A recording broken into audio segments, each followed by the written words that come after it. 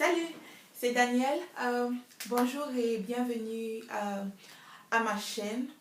Ce matin, j'aimerais vous parler de comment est-ce qu'on peut faire pour trouver une bonne idée d'entreprise. Ça veut dire une idée qu'on va lancer et qui va marcher. Parce que de nos jours, la tendance est de plus en plus de gens quittent leur travail à temps plein pour se lancer dans l'entrepreneuriat. Et beaucoup se posent des questions comme, ok, je veux me lancer, qu'est-ce que je vais faire? Qu'est-ce que je peux faire qui va marcher? Comment est-ce que je peux trouver une idée qui va marcher? Que, d'ici 1, 2 ans, je vais pouvoir me faire des tonnes d'argent, oui, parce qu'on se lance en affaires pour se faire de l'argent. Donc aujourd'hui, j'aimerais juste évoquer quelques points comme 6 à 8 points que vous pouvez utiliser pour pouvoir trouver une bonne idée d'affaires, une idée d'entreprise qui va réussir. Et le premier point que j'aimerais évoquer, ce sont les frustrations. Le fait d'avoir des frustrations peut être une bonne source pour trouver une idée d'affaires. Qu'est-ce que j'entends par frustration? Par exemple, vous personnellement, dans votre vie quotidienne de tous les jours, vous avez par exemple un problème qui revient toujours, comme par exemple, je ne sais pas moi, classer des documents, ou bien vous êtes à la maison, vous ne savez pas comment mettre de l'ordre dans vos effets, ou bien des petits soucis, des choses qui vous frustrent, qui vous énervent, que vraiment chaque matin, chaque jour, quand tu penses à ça, franchement, tu es fatigué. Comme moi, là, quand je pense à la bassine d'habits à repasser, I'm like, ok, ouais. Donc, c'est ça, quoi. Donc, les frustrations peuvent, par exemple, être des sources pour trouver des bonnes idées d'affaires. Quand je prends, par exemple, l'idée de Dropbox. Dropbox est né de quoi? Ça veut dire quelqu'un avait comme peut-être frustration comme de savoir ranger des documents, des fichiers, des photos, des vidéos, ou bien comment partager des fichiers facilement.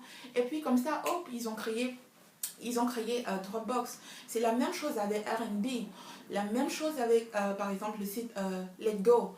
C'est vrai, il y a Kijiji déjà qui marche, mais Letgo, c'est le concept, c'est quoi? C'est que juste tu as quelque chose que tu veux vendre, tu peux directement, juste avec une photo ou un snap, directement tu postes, tu vends, ou bien directement tu achètes et en même temps tu causes directement avec des vendeurs. C'est la même chose avec Airbnb. Tu vas peut-être en voyage, en un déplacement ou à une conférence et puis tu n'as pas assez d'argent pour peut-être aller dans des hôtels VIP. Simplement dans Airbnb, tu as un local, tu as une chambre top pour le nombre de temps que tu veux faire à des prix tellement abordables.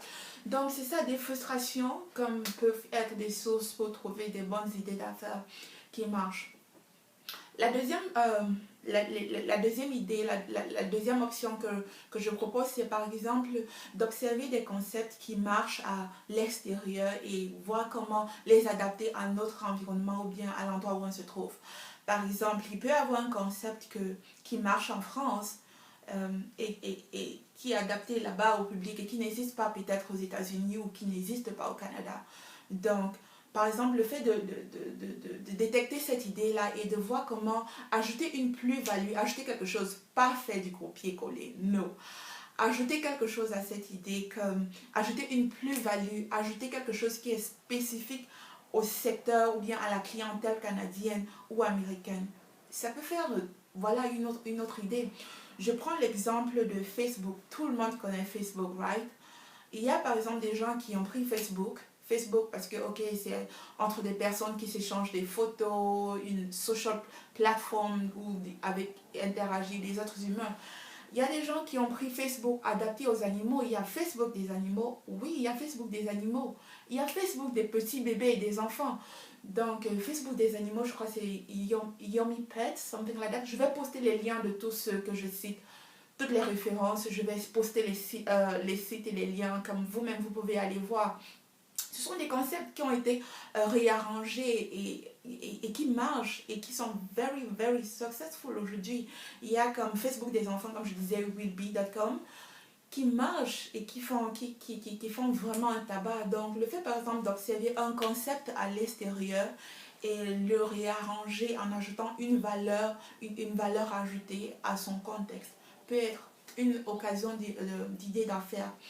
La deuxième chose que je pourrais prendre, c'est être à l'écoute. C'est la presse, les journaux, c'est lire.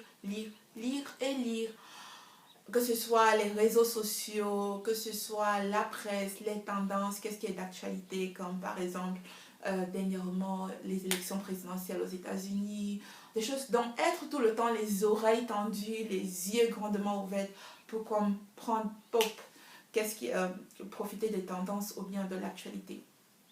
La prochaine chose que je dirais, c'est partir par exemple de votre passion. Votre passion, j'entends par là quoi. Ça veut dire quelque chose que vous aimez faire comme out of nowhere. Tu peux passer toute ta journée juste à faire cela. Si ça, c'est tes passions, tu peux avoir une idée d'entreprise qui vient de là. Ça veut dire qui vient de tes passions, qui vient de ce que tu aimes faire, de ce que tu as appris à faire, des acquis.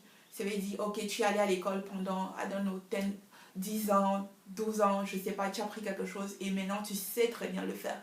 Ça peut être une idée d'affaires ou bien de quelque chose qu'on t'a appris, de quelque chose que tu as appris du temps pour apprendre, de quelque chose que tu sais, de tes acquis, de ta passion. Ça, voilà, ça peut être une source pour toi pour trouver une bonne idée d'affaires.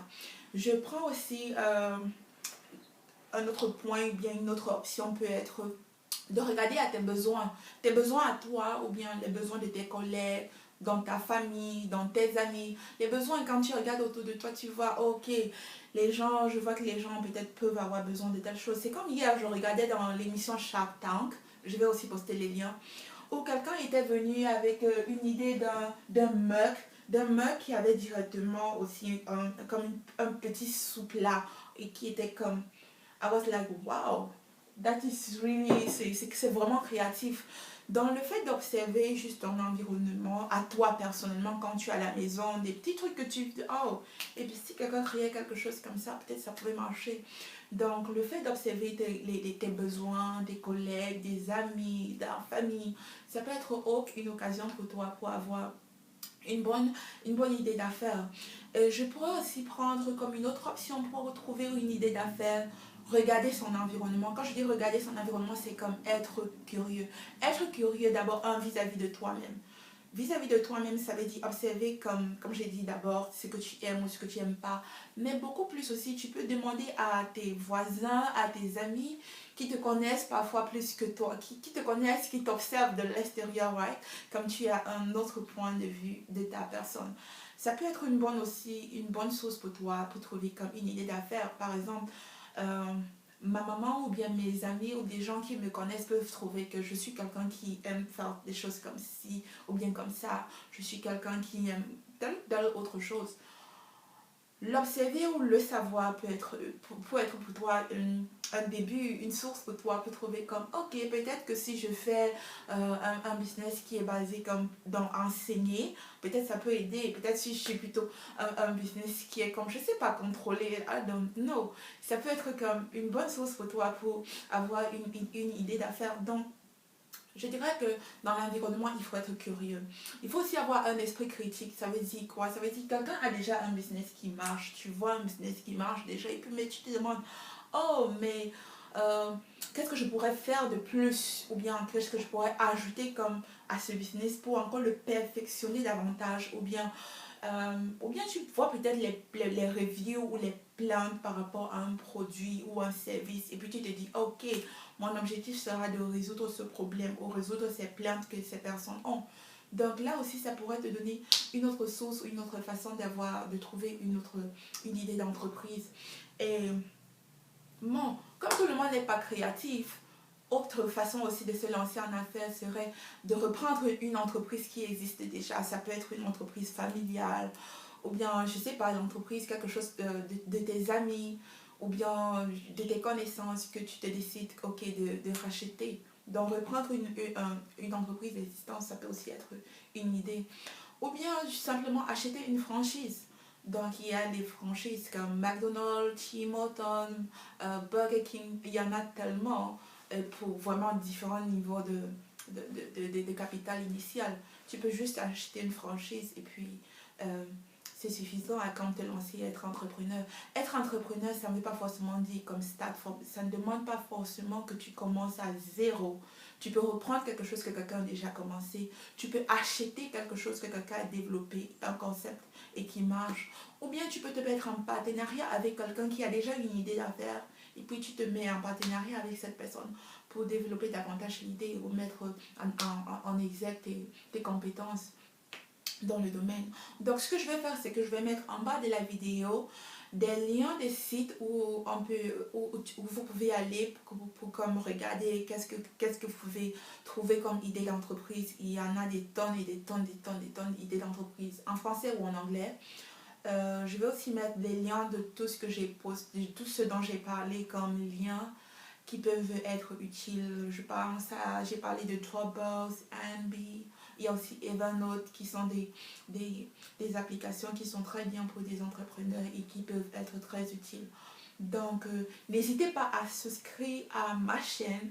Je vais faire vraiment l'effort de poster tous les jours des idées, des astuces qui peuvent vous permettre d'évoluer en tant qu'entrepreneur. Donc, sur ce, je vous souhaite une très bonne journée, une journée productive et rendez-vous demain pour la prochaine vidéo. Bye!